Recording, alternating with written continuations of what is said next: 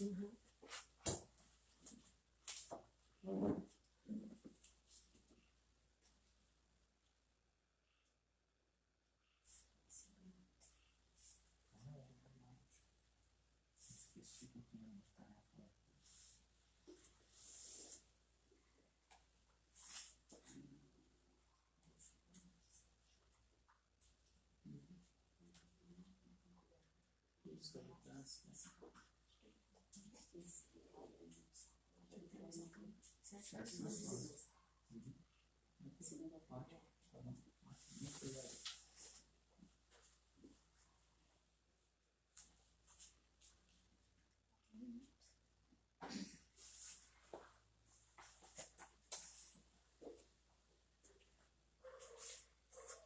Boa noite a todos.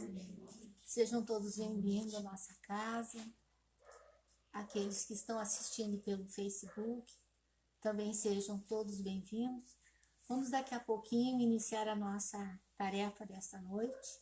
Vamos aguardar apenas alguns minutos, alguns segundos, aliás, e aqueles que querem pegar uma água para ser fluidificada, que querem também acalmar um pouco a sua mente, começar a acalmar-se mentalmente para poder sentir e também prestar mais atenção na nossa palestra. Então vamos nos acalmar, vamos então elevar o nosso pensamento a Deus, a Jesus, fazer um pouco de silêncio mental, porque nesse silêncio nós conseguimos sentir as vibrações que os nossos irmãos espirituais estão derramando sobre nós, nos dando o amparo, o consolo, a esperança que aqui viemos buscar.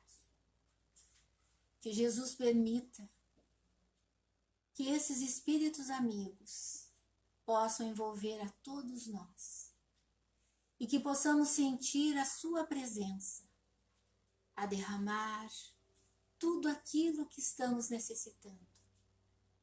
E que na nossa intimidade estamos rogando ao Pai para que possam ser atendidos os nossos sentimentos mais íntimos, as nossas angústias, as nossas tristezas possam ser acalmadas e que nessa noite possa despertar em nós a alegria de viver, a alegria de entender como é bom sentir o Mestre próximo de nós.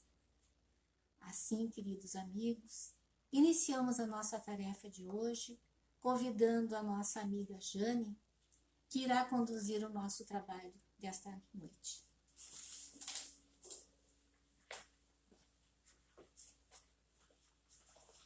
Obrigada, Rosane. Boa noite a todos os amigos que se encontram aqui na nossa sede. Boa noite a todos que nos acompanham aqui pela plataforma do Facebook.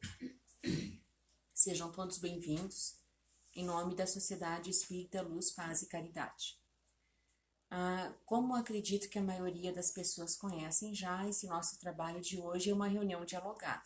Então, nós fazemos uma pequena introdução através da leitura do Evangelho e depois é aberto para que nós possamos colocar as nossas opiniões, as nossas dúvidas, fazer perguntas. O tema que irá nos conduzir na noite de hoje é o capítulo 19 do Evangelho segundo o Espiritismo e nós iremos trabalhar os itens de 1 a 5. Tá? O título desse capítulo se chama A Fé Transporta Montanhas. E o item que nós iremos trabalhar é o poder da fé. A introdução desse texto nos fala, acredito que a maioria conhece, que os apóstolos foram fazer uma cura e não conseguiram e chamaram Jesus, Jesus foi até lá e fez, expulsou os espíritos que eles não tinham conseguido e eles perguntaram por que eles não haviam conseguido realizar aquela cura e Jesus tinha conseguido. E Jesus disse que eles tinham pouca fé, porque se eles tivessem fé do tamanho de um grão de mostarda, eles teriam conseguido. E aí eu separei uma parte desse texto para ler para vocês que diz assim, ó. No sentido próprio, é certo que a confiança nas próprias forças torna capaz de executar coisas materiais que não se pode fazer quando se duvida de si. Mas aqui é unicamente no sentido moral que é preciso entender essas palavras. As montanhas que a fé transporta são as dificuldades, as resistências, a má vontade, numa palavra que se encontra entre os homens, mesmo quando se trata das melhores coisas, os preconceitos da rotina, o interesse material, o egoísmo, a cegueira do fanatismo, as paixões orgulhosas, são outras tantas montanhas que barram o caminho de todo aquele que trabalha pelo progresso da humanidade. A fé robusta dá a perseverança, a energia e os recursos que fazem vencer os obstáculos das pequenas como nas grandes coisas. A que é vacilante dá a incerteza, a hesitação de que se aproveitam aqueles que se quer combater. Ela não procura os meios de vencer, porque não crê poder vencer. Então, meus amigos, acredito que essa pequena introdução pode nos levar à reflexão da noite de hoje, que a pergunta é a seguinte: diante das dificuldades, a nossa fé enfraquece ou se fortalece? Tá? Por que esta pergunta? Porque nós estamos trabalhando nesse mês de setembro em favor da vida, né, pela preservação da vida. E nós sabemos de muitos irmãos nossos que, apesar de dizerem ter fé, quando a dificuldade chega no seu caminho, muitos se apavoram, se assustam, né? Pensam muitas vezes em desistir da vida. Então, é nesta situação que entra a fé, né? Se temos a fé raciocinada, como é que nós devemos agir? Nós devemos nos desesperar, deixar que a nossa fé seja abalada, ou nestas situações de dificuldade a nossa fé se fortalece e a gente procura entender por que estamos passando por aquela situação. Com vocês a palavra. Alguém aqui da sede já, se quiser introduzir alguma questão, alguma pergunta.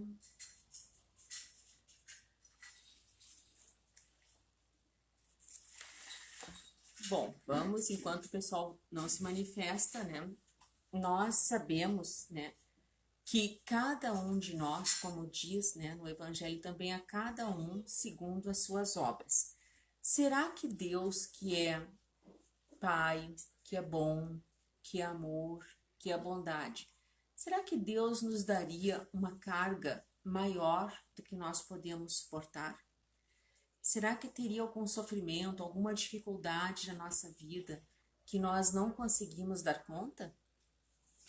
Para nós refletirmos também. Paulo, quer comentar? Toda a oportunidade que nos é oferecida nas circunstâncias da vida, todas elas estão apropriadas à nossa capacidade de responder positivamente. Isto é, Deus não nos dá o fardo maior do que nós podemos suportar. Muito bem. Então, Paulo nos diz, né? Acredito que vocês conseguiram continuar, Paulo. O que nos falta é resignação e obediência. Resignação e obediência, né? Temas que nós tratamos no sábado passado e na semana passada, se eu não me engano, na quinta-feira também, né? Resignação e obediência, né? Nós nos rebelamos, né? Muitas vezes nós agimos como crianças, não é verdade? Aparece a situação e a gente se revolta, né? Tem algum comentário, Marcelo? Temos um comentário aqui da Ana Becker. Ela diz que é muito fácil ter fé quando tudo está bem, mas mantê-la nas situações de necessidade depende muito do histórico da vida de cada um. Pois é. E aí, o que vocês acham? A gente só tem fé quando tá tudo bem, né? Segundo esse comentário aqui, quando tá tudo bem, eu tenho fé, né? E aí, se o histórico de dificuldades, né? Uma situação grave, uma situação de dor, uma situação de sofrimento. Se a minha fé é raciocinada, ela se abala nessas situações, será? Grátis? Mas daí é a prova que se tu tem fé ou não, né? Se tu crer realmente, e Deus, como o seu Paulo falou, não dá nada além do que a gente pode suportar, que a gente possa entender e suportar. Por isso a resignação. Você tem que entender aquilo que está passando. A Gratia, nossa amiga, que nos diz que a gente tem que entender o porquê daquela situação que nós estamos passando, né? Porque não tem um ditado popular que diz que tu conhece o bom velejador ou o bom marujo nas tempestades, né? É bom tu ser um velejador ou um marujo quando o mar está calmo, está tranquilo, todo mundo é bom, né? Mas é no momento da tempestade, não é verdade? No mar revolto, no mar agitado, que tu vai mostrar se tu é um bom marujo, né? Ou não, um bom velejador ou não. Então são nestas situações que somos testados, né? São as provas. Marcelo. Temos aqui o comentário da Lolita, que acho que complementa o que o Paulo diz. Ela fala que Deus nos dá o frio conforme o cobertor. Então. E olha que interessante esse comentário da Olga Rodrigues. Há alguns meses atrás, por 2 vezes, tentei acabar com a minha vida. E quando entrei no Facebook para desinstalar não sei, dei de cara com uma oração com o Paulo nessa plataforma. Aí sim conheci meu Deus e a minha fé nasceu do desespero. Só vamos dizer para a Olga o seguinte, né, Olga?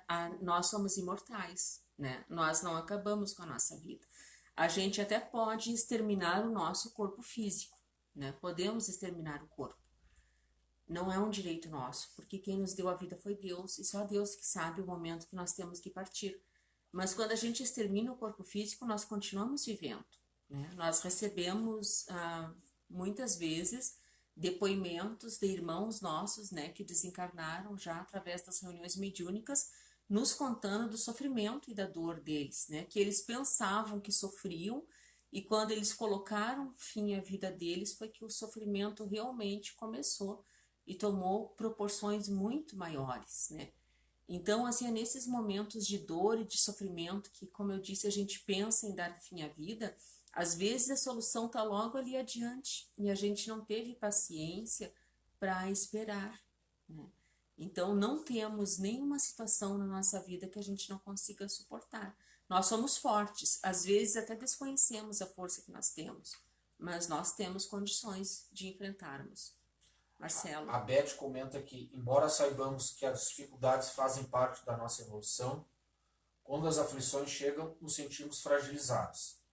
Temos sempre que ter em mente que Deus não desampara nenhum de seus filhos e que a dor é obrigatória, mas o sofrimento é opcional. Exatamente. Interessante, né, esse comentário da Beth. A dor é obrigatória, o sofrimento é opcional. O que eu faço com essa dor quando ela chega no meu caminho, né?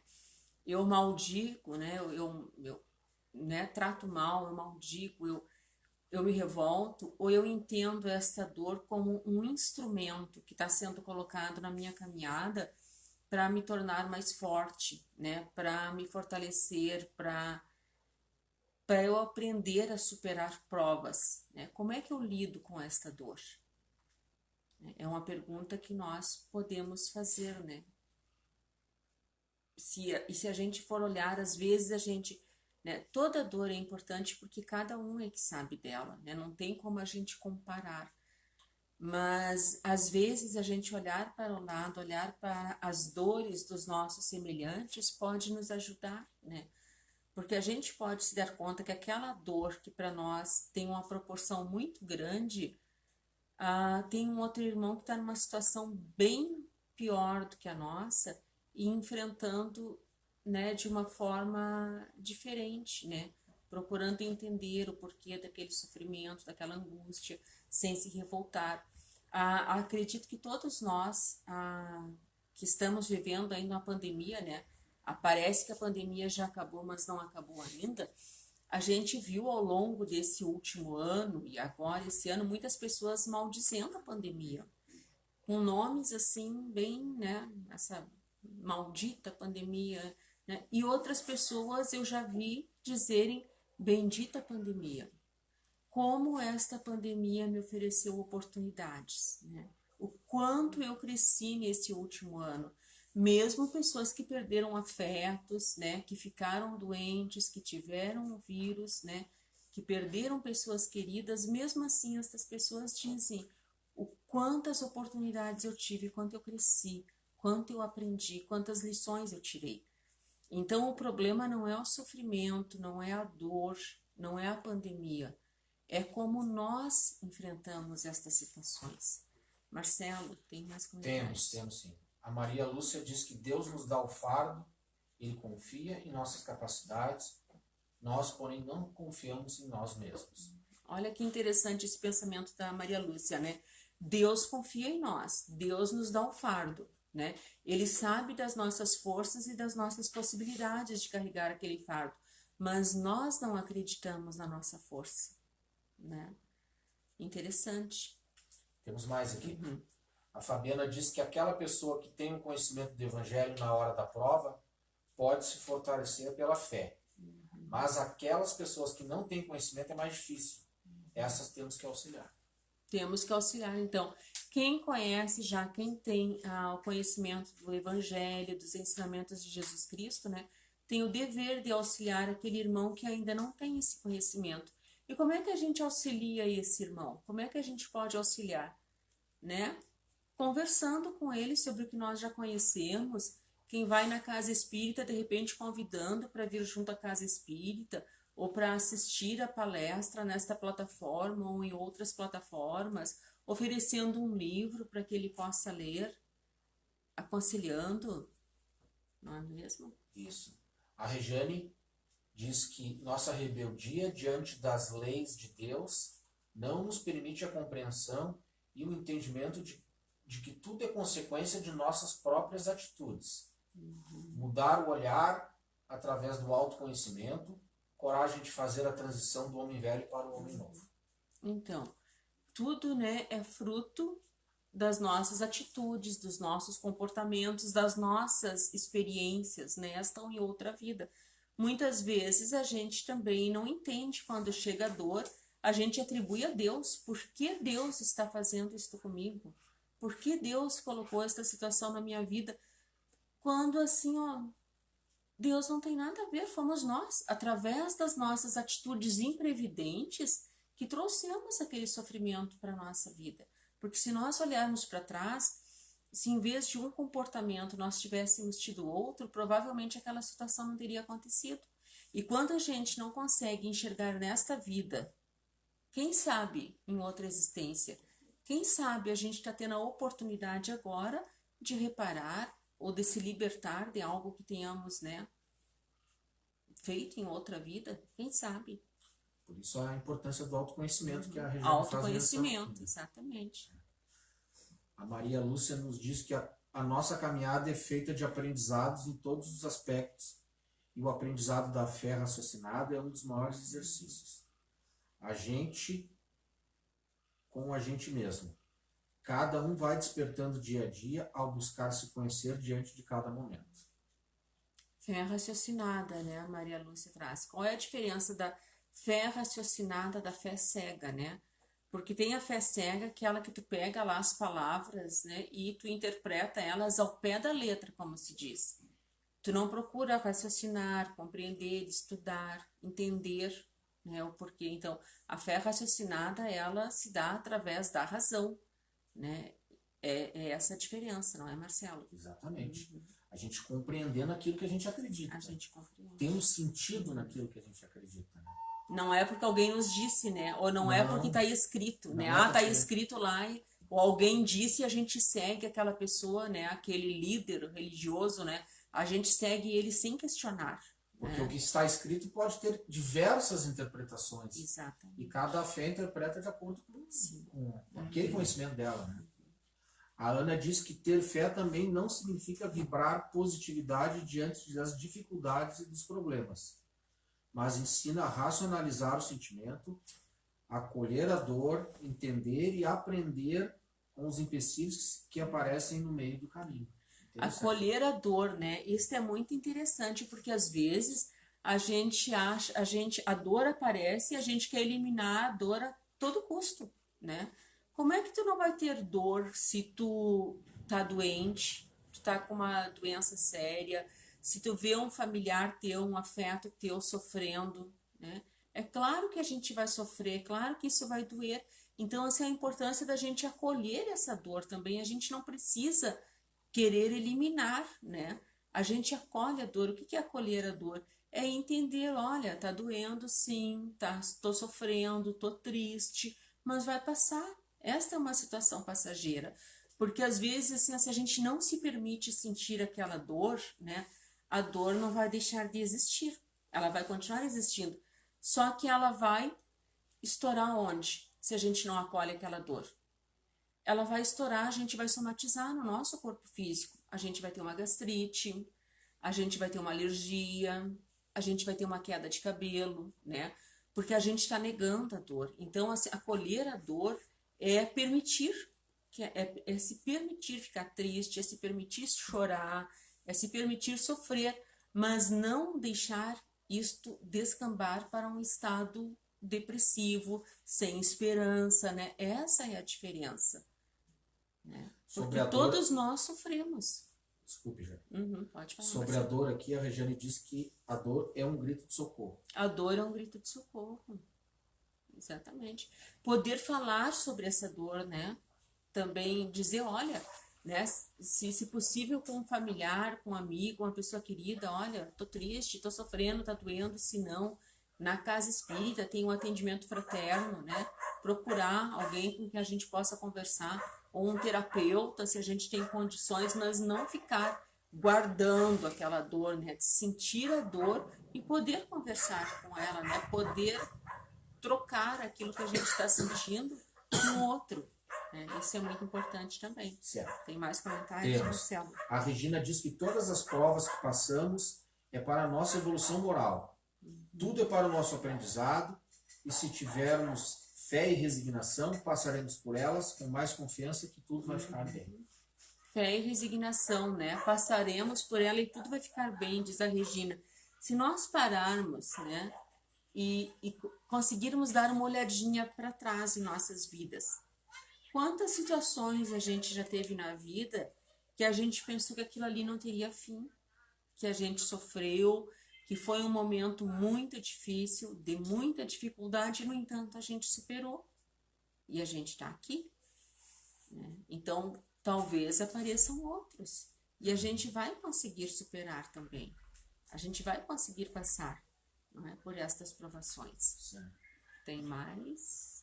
Não tem, gente. Poderia repetir a pergunta que está conduzindo A nosso pergunta tema é hoje? o seguinte: diante das dificuldades, né, o Marcelo pediu para a gente repetir, diante das dificuldades, a nossa fé, ela enfraquece ou ela se fortalece?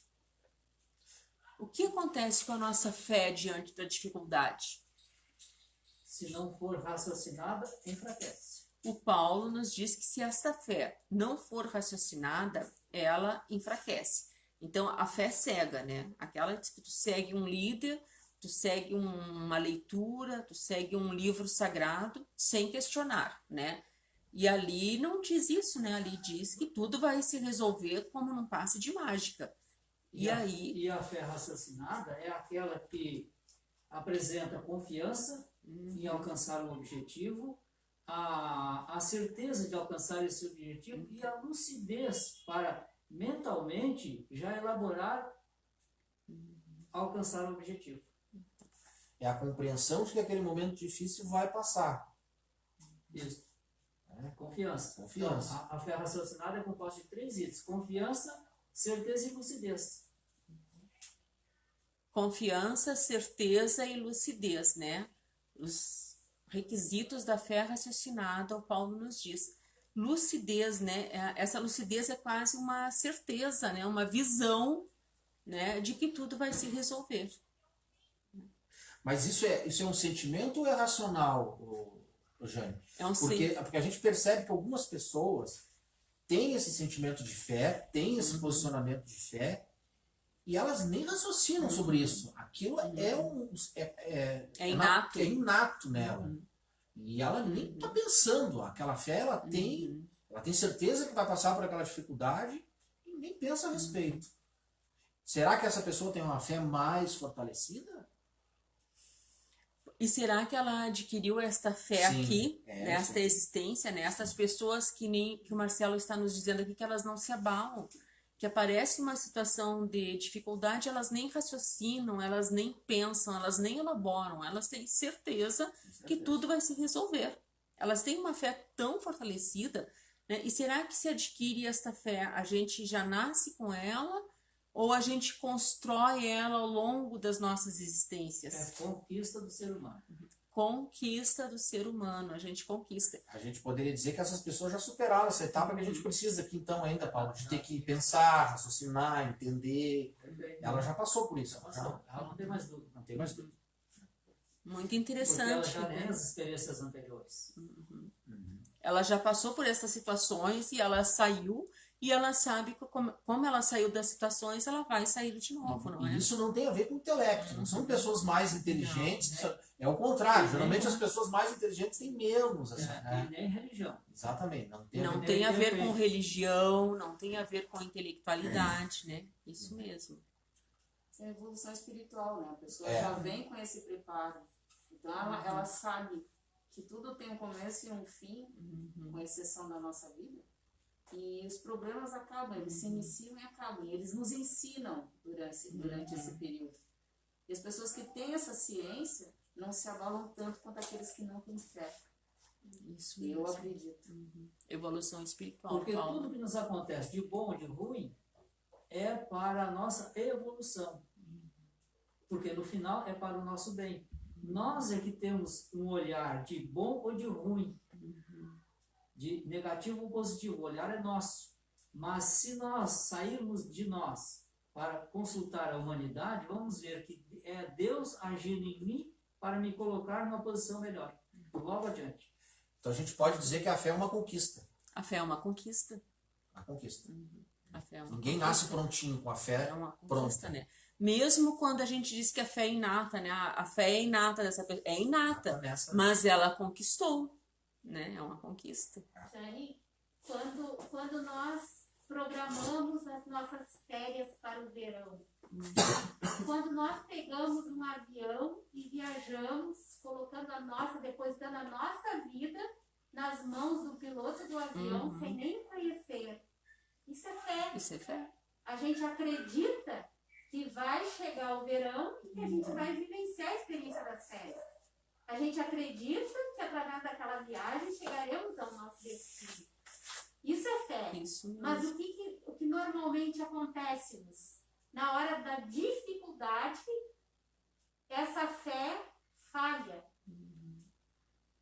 Porque a gente deposita a fé nas coisas do nosso mundo. A gente deposita a fé nas questões materiais e não nas que verdadeiramente deveríamos depositar. Não sei se o pessoal ouviu aqui que a Regiane está um pouquinho distante do nosso aparelho, mas ela diz o seguinte, que quando a gente programa as férias e a gente vai para o aeroporto e pega um avião sem nem conhecer o piloto, quem está conduzindo aquele avião, isso é fé. A gente tem fé que a gente vai chegar ao nosso destino. Não é? isso aí. Isso. A Maria Lúcia nos diz, como disse a colega, a dor é um grito de socorro, sim. E sintamo-nos muito humanos, pois ainda precisamos da dor para aprender a pedir ajuda. Precisamos da dor para aprender a pedir ajuda. Isso mesmo. O Tusnildo nos diz que quando a consciência nos faz uma censura, a partir dessa imperfeição poderemos melhorar. Muito bem. Quando a consciência nos faz uma censura, podemos melhorar A partir do conhecimento dessa a partir do imperfeição. Né? conhecimento dessa imperfeição. Muito bem. A Ana diz que nada é permanente, mas a fé sim. A fé é permanente, né? Isso do nada é permanente, lembrei de um ditado popular que tem por aí que diz, como é que é? Não há mal, não há bem que sempre dure e não há mal que nunca acabe, né? O bem, as situações boas, uma hora elas vão deixar de existir. E o mal também, a situação ruim, a situação de dificuldade também. Ô Jane, e aqueles que dizem que perderam a fé? Será que alguém perde a fé? Boa pergunta essa do Marcelo. Alguém perde a fé? Uma pessoa que tem fé, perde a fé? Não. Nunca teve. Nunca teve, não é? A fé a gente não perde. Se tu tá dizendo que tu perdeu a fé, né? Ah, perdi a fé na humanidade. A gente não vê isso nas redes sociais, volta e meia nas redes sociais. Ai, Isso não perder. perdi a fé na humanidade. Ou outra, perdi a paciência. Perdi a paciência. A gente perde a paciência. Quem é que acha a paciência que a gente perdeu? Não é verdade? Perdi Eu é a que não. paciência. Quem é que encontrou a paciência que a gente perdeu? Ou perdi a fé se a gente perdeu? Quem encontrou a fé? A gente não perde a fé, não é verdade? Pessoal, estamos chegando no finalzinho já do nosso trabalho. Só vou ler o último parágrafo dessa mensagem do Evangelho, então, para o nosso fechamento. Diz assim, ó: o poder da fé recebe uma aplicação direta e especial na ação magnética. Por ela, o homem age sobre o fluido, agente universal, modifica-lhe as qualidades e lhe dá uma impulsão, por assim dizer, irresistível. Por isso, aquele que é um grande poder fluídico normal junta uma fé ardente pode, apenas pela vontade dirigida para o bem, operar esses fenômenos estranhos de cura e outros que outrora passariam por prodígios e que não são, todavia, senão as consequências de uma lei natural. Tal o motivo pelo qual Jesus disse aos seus apóstolos: se não curastes, é que não tinhais a fé.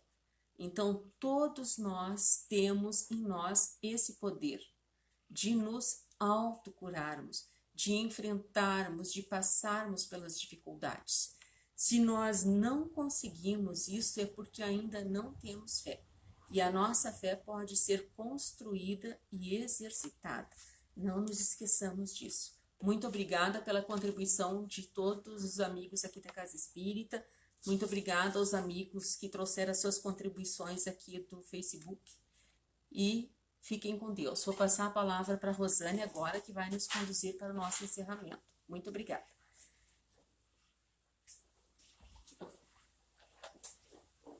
Obrigada, Jane. E que a fé seja cada vez mais renovada em nós, né? Hoje foi um belo trabalho onde que nos apresenta a fé como sendo também um meio de superar todas as nossas dificuldades. Então, vamos então para o nosso outro momento do trabalho, que é a nossa prece e radiações. Convido a todos que mentalmente me acompanham com seus pensamentos, com suas vibrações. Querido Mestre Jesus, mais uma vez aqui estamos reunidos em Teu nome, para poder orar por aqueles que estão em aflição. Ah, Mestre, há tanta dor, há tanto sofrimento em nossa volta, que às vezes nos perguntamos: Mestre, vem nos amparar,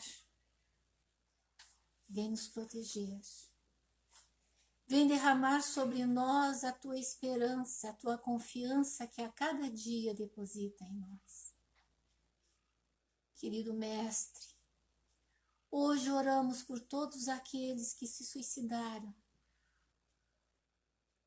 que certamente não tinham força suficiente para superar as suas dores.